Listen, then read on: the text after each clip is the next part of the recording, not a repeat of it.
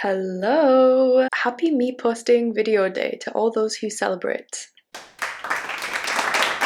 This week, me amongst many other people have watched CoffeeZilla's video on prediction markets and basically giving us the lowdown a little bit about what they are, why they're being introduced, particularly in the US market, and why regulation of these markets are not currently up to date and why this is a problem. I wanted to provide a bit of more of a primer video of people who might have watched that video and been a bit like, what's the prediction market? What's going on here? I'm not really into any of this financial sector stuff, so I thought I would deep dive into it slightly to make sense of it. In general, there's a lot of different information out there in the world, and people hold a lot of different kinds of information, and the different information also has different weight. With this information, we try to make as many predictions about the future as possible. You're doing it in your head as well all the time when you're predicting what's going to happen next if you make this decision or that decision. So this also happens in the financial market where people are trying to create models to be able to predict what is going to happen within any scenario. First, distract target. Then block his blind jab. Heel kick to diaphragm. In summary, ears ringing, jaw fractured, 3 ribs cracked, 4 broken, diaphragm hemorrhaging. Physical recovery 6 weeks. Full psychological recovery 6 months.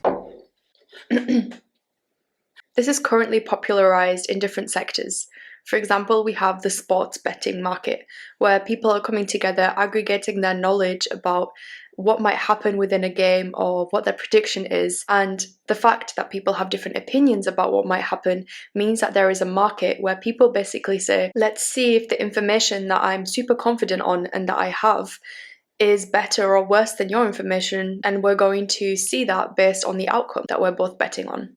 And so the loser loses money and the winner wins money. That's the most simplest kind of example of what's going on there. There's also gambling where, we all know that it's a little bit more randomized. A lot of the time when you're going into a casino, it's kind of a statistics game where you're more likely to lose than you are to win. Here, you're not really putting your money behind any kind of certainty, apart from your own self-confidence and your own, I'm feeling lucky today kind of feeling and intuition. Now, there's another market where people basically bet on what they think will happen in the future, not just in sports games, not just on whether they're going to win or lose a poker game. They are betting what they think is actually going to happen within the world. So it's also a collection of people who have different levels of information and different levels of certainty of that information, who are willing to put some kind of money behind their ideas, and they basically want to compete against other people to see whether or not they're correct or not. On a higher level, this is just us predicting what is going to happen based on the information that we have, whether it's which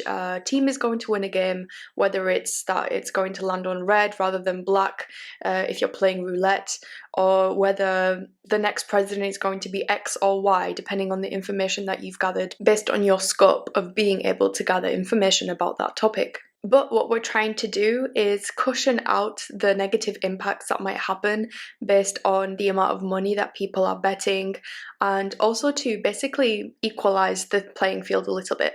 Because as I mentioned, the information that you have is based on the availability of you being able to gather that information. Insider trading is basically when you're not using publicly available information in order to place a bet onto something. It's kind of like hiding an ace under your sleeve where everybody else is trying to play by different rules than you, which are more fair and evenly distributed. You can imagine that if everybody's hiding aces under their sleeves, there's just no reason to actually play the game in the first place. What's the point of betting if somebody else is always going to know better than you? You can follow their lead in these markets, and in prediction markets you can follow the people who you believe to have more information. The only people that are making money with meme coins are the insiders. If you're trading meme coins by yourself, you're not going to be able to compete with the guys who have all the insider information, which is exactly why people are starting to copy all these insiders, because they know things that the average person doesn't. but then that kind of starts to create a hierarchy of dependence rather than an initiative for people to go out and get more information in order to be the ones who are holding most of it, starting from an equal playing field. Okay, so I feel like I've hopefully set the scene here a little bit with how gambling, sports betting, and also prediction markets are part of the same ecosystem and ecosphere of how you're basically putting your money behind your thoughts and your predictions based on the information that you have. And we also try to make it all equal by only using information that is publicly available and that anyone can get their hands on. It's just up to you to want to get your hands on it. Of course, since this has been going on for so long, this has been evolved further and further to become a little bit more complicated. For example, sports betting isn't actually you betting on the raw odds of whether or not this team is going to win or lose. I never really knew this that much because, to be honest with you, I don't do that much betting, or I don't really understand the odds when I do see them. If you think about it, you can only really make as much money as anybody else is wanting to possibly put at risk from them. There are a lot of different margins that are added onto this, as well as profitability, but also in order to make sure that basically the people who are presenting you with the odds and presenting you with the chance to bet are not losing any money. So you need to keep the odds attractive and you need to keep people wanting to actually bet on either side. Otherwise, there's not going to be enough players and they're not going to be incentivized to actually sports bet. So this is basically why we have these sport betting companies or sport booking companies, which provide you with a ratio and the availability to bet. And they are in the background working out the odds and ratios that they're going to present to the public in order to have them betting. It's kind of like that saying, and I feel like I'm going to butcher it now, but it's something along the lines of, if it's too good to be true, then you're the product. Truly, if you feel like sports betting is too good to be true, a lot of the time you bet however many euros and you get 5 to 3 times the amount back. That seems too good to be true. You are the product. Your loss eventually and your consistency at placing bets is the product that is being sold with these companies. Well, duh. The thing about sports betting is that it isn't a free market, and it doesn't really want to be, mainly because people actually want the entertainment value and the risk value of placing a bet. Having that thrill of a chance of being able to win something is what the kind of sports betting environment is propagating. That's just based on what I understand from my reading so far. But please let me know in the comments if you know more about it, or if there's any other kind of more intricate information that would open up the story a little bit more. So what about prediction markets then? The most important part of what we want to speak about.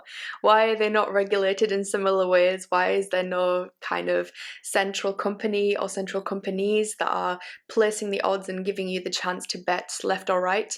If you've heard of platforms like Kalshi, Polymarkets, Robinhood Prediction Markets, DraftKings Predict, that's upcoming apparently, then these are the ones that are basically allowing you and giving you a platform in order to place your bets on what you think is going to occur in the future. So these are a little bit more like free markets. They don't function like sports betting. There is no company that is regulating the ratios in order to gamify it to some extent or keep people wanting to bet and risk their money on most likely the losing team because of the chance that they might win a large sum of money. Redditors are kind of going into a bit of a battle at the moment from what I've been reading about prediction markets in general. There have been narratives where it's been speculated that prediction markets can help us see the future based on what everybody else is believing will be the future. And so we can basically always be a step ahead and always be ready for the next big thing rather than just seeing it as it's happening and being reactive to things. Other people say that prediction markets are a little bit of a threat when it comes to integrity of information, because essentially prediction markets don't really care how you got the information. Prediction markets don't care about your feelings. They just care about how accurate you are going to be and how good your prediction is. And so that kind of puts in a little bit more of a grey area around it, because as I mentioned at the beginning, insider trading is a huge issue. We want to keep it fair because it keeps other players playing. Otherwise, it kind of becomes concentrated, there becomes a hierarchy, and most people aren't incentivized to go out themselves to seek the truth. They just start depending on other people to tell them what is the truth. And where does that lead us? Well, it starts leading us into the people who are telling us what they predict the truth will be the same people who are creating the truth itself. These are the people who have the power and most likely have the ability to actually change the course and direction of what might happen. But because they're incentivized potentially to predict and then stick with that prediction and create reality in order to fulfill that prediction, I think in general we need to be a little bit more open about the fact that we are in control of what is going to happen next in the world and in our lives. Even to the tiniest little extent, there is power within all of our choices, and these prediction markets kind of make it so that it's not that simple to see that, because you're incentivized to predict and stick with your prediction rather than getting new information and changing. Now, I just want to preface again, I don't feel like I understand this fully yet. I wanted to kind of start maybe a dialogue about it, about where I am at the moment and what I know about it based on what I've read, and then get feedback and different thoughts and different conversations from people if they feel so inclined. So just to put it really simply, based on what I understand right now, the biggest plus for prediction markets is that they are literally a free market of what people truly think is going to happen, and it gives us the most precise availability of setting prices for things. We get a really precise pricing basically that isn't just constantly being reactive but actually being proactive to what is about to happen or what is predicted to happen. And so what we're kind of hoping, or what most people who are proponents of prediction markets are hoping for, is that we get into a flow state where we basically are predicting the future and we're taking steps beforehand in order to counteract the negative impacts of what that future might be. And the way that we're predicting accurately the future is by incentivizing the people who have the best insights about that future to put their predictions onto the public in order to gain money out of their predictions. But the big negative is that it obviously incentivizes manipulation in order to get money, manipulating the future, making sure that something happens rather than another thing, and also that it's kind of unregulated in the sense that what is insider trading in this market?